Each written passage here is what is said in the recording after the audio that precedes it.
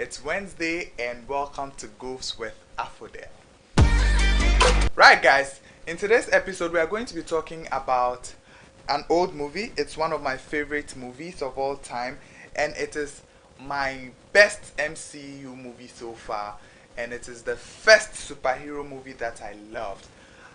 I guess you know the movie we are going to be talking about today. It's the Black Panther. Wakanda forever! Right, so before we go on, I just want you to know that I don't own right to any of the content I'm using. This is just for entertaining purposes. Okay, so please, if you are new here, just hit on the subscribe button so we continue. Black Panther is one of my favorite movies of all time. My favorite MCU movie and the first Marvel superhero movie that I actually fell in love with. It's a great movie by all standards, and I think Ryan Coogler did a very good job directing this film. But however, my job here is to spot the goofs in the movie. I'm not here to review the movie. I'm not here to talk about the storyline or whatsoever. My job here is to just talk about the goofs in the movie. So let's delve right into that. Black Panther, the protector of Wakanda. Alright, so I have quite a number of goofs here. I've written about 10 goofs. I'll try as much as possible to, do a short so that we cover all 10 over here. If we are not if we are not able to do that, I'll leave the rest in the comment section below. If you also noticed any goof in Black Panther that I won't talk about today, you can also leave a comment at the comment section below. So let's just delve right into the first goof I noticed. Okay, so just right into the film, I think the few scenes into the film, we see T'Challa talking to Okoye, and T'Challa's, if you take a close look at T'Challa's beard, you realize that the beard, the amount of hair, on his beard changes from short to short. The first shot, you could see that. Let's have a look at this. Look carefully at the level of the beard, and then when the shot is changed, you realize that the beard looks a lot more than before. Well, of course, this is subtle, and Marvel could go away with something like this because you barely notice it. But I think I noticed it, and I felt like I should let you also see it. So let's just move straight into it. Now, the other thing I noticed, the other goof I noticed is Shuri's elbow. When T'Challa came, the first time T'Challa met Shuri and they exchanged greetings and Shuri was going away, just take a look at the shot. When Shuri raised her middle finger to T'Challa, in this shot you could see that the finger was just, the elbow, Shuri's elbow was just around, just a little above her waist level. Alright? And then in the next shot, you see that the elbow is high above over there. And that, I think, is no fault of the actor. In between shots, you cannot just keep this consistent, hand movement. So, we could spare them for that. It's a goof, however. Now, Shuri's elbow, again, in another scene, where Killmonger wanted to kill, where Killmonger was fighting with Shuri, in this scene over here. Now, take a look at this. You see Shuri's elbow, this time, was above the borders of the barricade. It was almost falling in this shot. And then we change to another shot, and you see that Shuri's elbow is fully in the barricade. Not a single part of it is outside the barricade. This, again, I think, because Shuri's elbow caused a lot of problem for them, I'm thinking. Anyway, let's move on to M'Baku's necklace in this scene. Now, there was a scene where M'Baku was coming to the challenge day, the scene where they had a challenge for the next king. When M'Baku and the rest got there, take a very close look at M'Baku's necklace. Look at the pattern. Just take a close look at the pattern in this shot. Look at the way the necklace is. And then he turns and the pattern changes. And just when he turns back to T'Challa, the pattern changes again. So that, I think, is really the fault of whoever was in charge of continuity and the costume design. They should have been consistent. This one there, we won't spare them. This one, this one is not the fault of the actor. This is the fault of whoever was in charge of continuity and the team behind continuity. Mind you, this is a Marvel film, and continuity is not done by a single person. There is a team of people handling continuity. So are you trying to tell me that none of the team members realized this, that the pattern it was like this? So if we are going for another shot, we have to make sure the necklace is like this, or they think we will not be able to notice. So this one, I think the continuity department is not one person. So when you look at the end credits, you realize that there's actually a lot of people that were in charge of continuity. It's actually a department. This is not like a one of our own movies where one person is in charge of continuity. We could spare them if it was just one person, but this is a whole team working on this continuity, and they couldn't even notice the pattern on the necklace. Anyway, let's move on to the next goof over here. So the next goof is still the challenge day.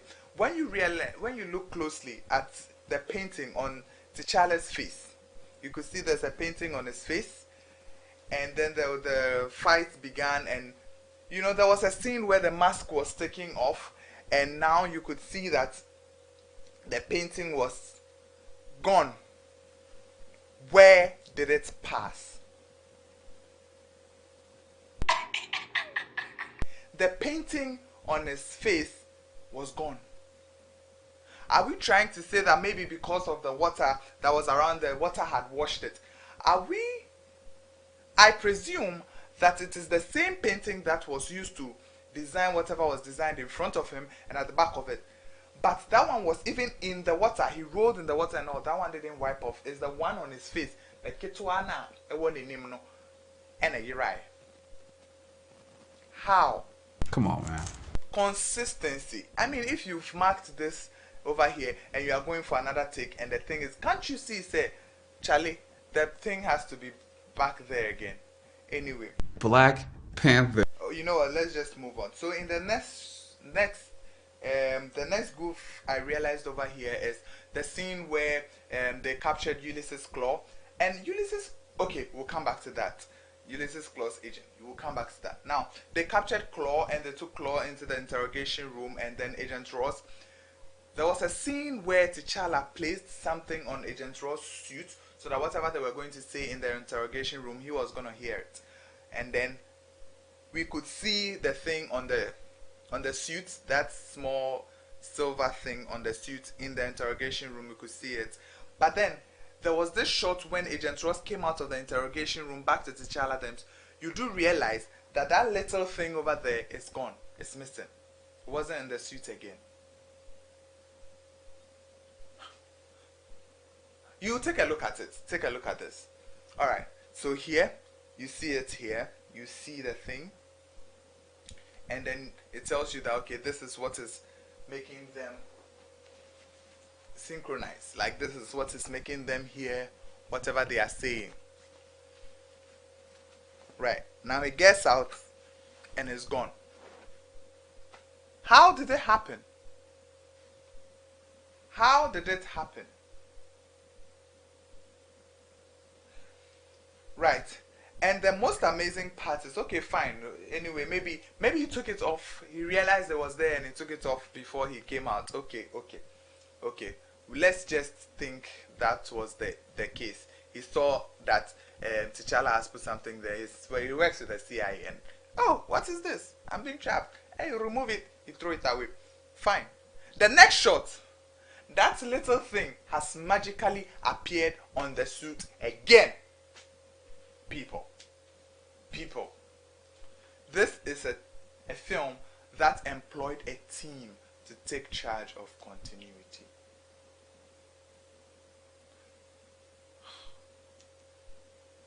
We can't be seeing something like this. Anyway, let's move on.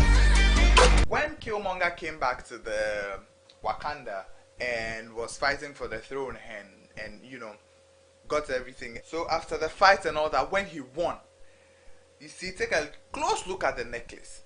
There's this hook. There's this metallic hook sort of thing on the necklace. Like normal chains cry in Ghana that we used to wear, OBPA, now a shed, then you lock it. Look at the chain very well. That's how it looked. But then again, in the next shot, that thing has magically changed into a string. Ahuma. Now that thing now, obey hook now, obey lock, is gone. It's missing. It's no longer there. People, where did it pass? My people, help me ask whoever made Black Panther that where did that thing pass? How did that change? Maybe during shots, they realized that they were wearing the thing and they realized that, oh, enkono, so they had to come back and change the necklace. So if you've changed the necklace, can't you reshoot the part where you are showing us that this is how the necklace looks like? Let's just move on. Now, Letitia Wright, Shuri. There was this scene where Shuri, T'Challa came to Shuri's lab and was trying his costumes and outfit. Shuri gave him sneakers. He said the sneakers were sound absorbent, and that when you wear it, you won't hear any sound. Listen to the scene. What are those? Why do you have your toes out in my lap? But you don't like my royal sandals. I wanted to go old school for my first day. Yeah, I bet the elders loved that. Try them on. Fully automated, like the old American movie Baba used to watch. And I made them completely sound absorbent. Interesting. Guess what I call them? Sneakers. And then he tried it over there and you couldn't hear any sound. But halfway through the film, when the T'Challa was running, you could hear the sound. There was even this scene when they brought Agent Ross to the lab and he was just running and you could hear sound.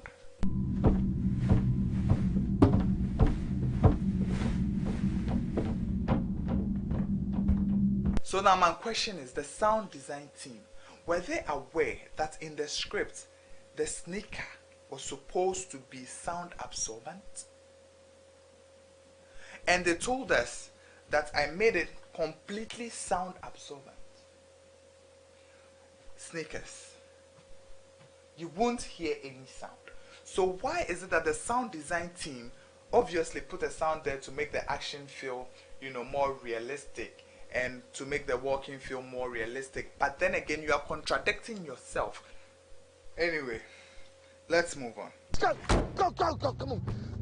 Ulysses Klaue in Black Panther did not age. The way he was back when T'Chaka was king was the same way Ulysses Klaue was when T'Challa was king.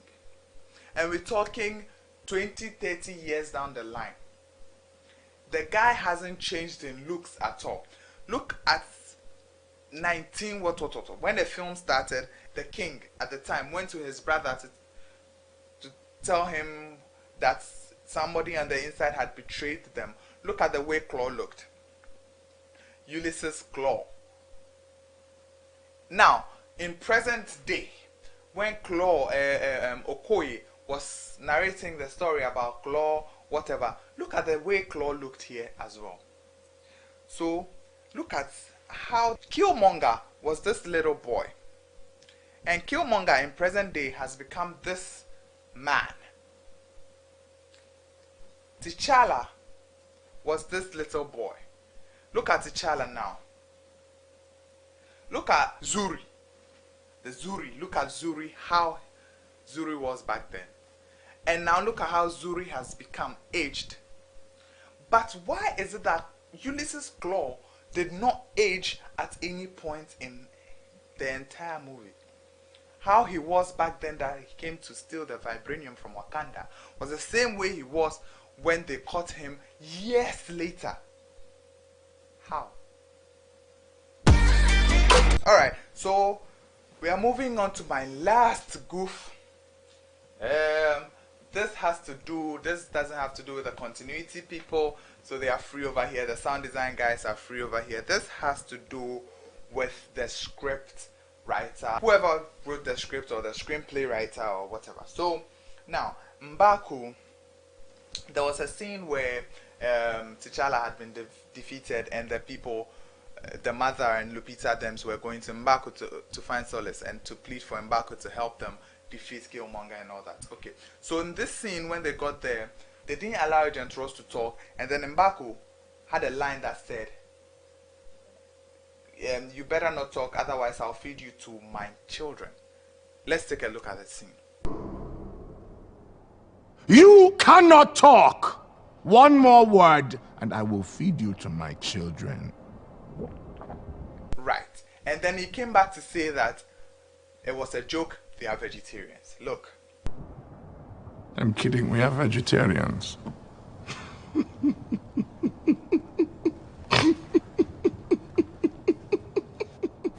Fine. This was actually the very funny part in the movie that when I got there and I saw this scene, I was like, oh my god. It was a huge funny comic relief. I love this so much.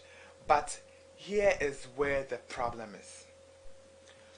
When somewhere along the line, now we've discovered that M'Baku and his people are vegetarians. Now along the line, when M'Baku was explaining to the mother how they found T'Challa, he said their fishermen were going fishing and they found him. One of our fishermen found him at the edge of the river border. He brought him to me. Okay, maybe I'm overthinking, but let's look at this. You just said a while ago that you're vegetarians, and now you're fishermen. Self-contradiction.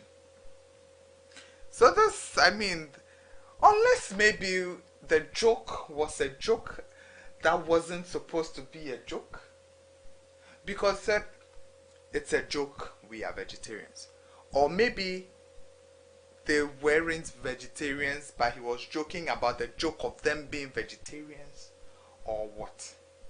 So the fishermen, who were they fishing for? Because in the beginning of the scene we were told that M'Baku and his people, the Jabari tribe, they isolated themselves and they had nothing to do with the other tribes. So they weren't, obviously they weren't fishing for the other tribes. They were fishing for themselves.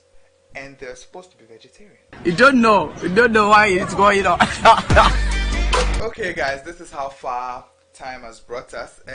I had a few others that I would want to talk about, but then I wouldn't want to waste your data that much. So just subscribe if you haven't subscribed already. Please note that I do not own rights to the content that I'm using, the clips that I'm using. I don't have rights whatsoever. Okay, so please subscribe to my YouTube channel. Catch me again here on Wednesday, where I'll be talking about another movie, maybe a more recent movie, maybe like a 2020 movie.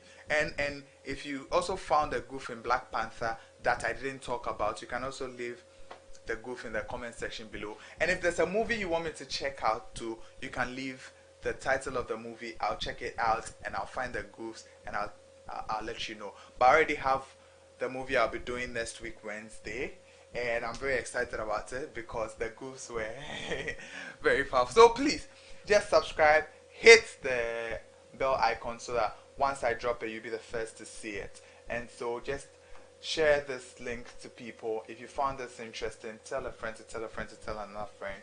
And don't forget to follow us on our other social. You can follow The Crew on Facebook, The Crew on Instagram, and Afodel over here on YouTube.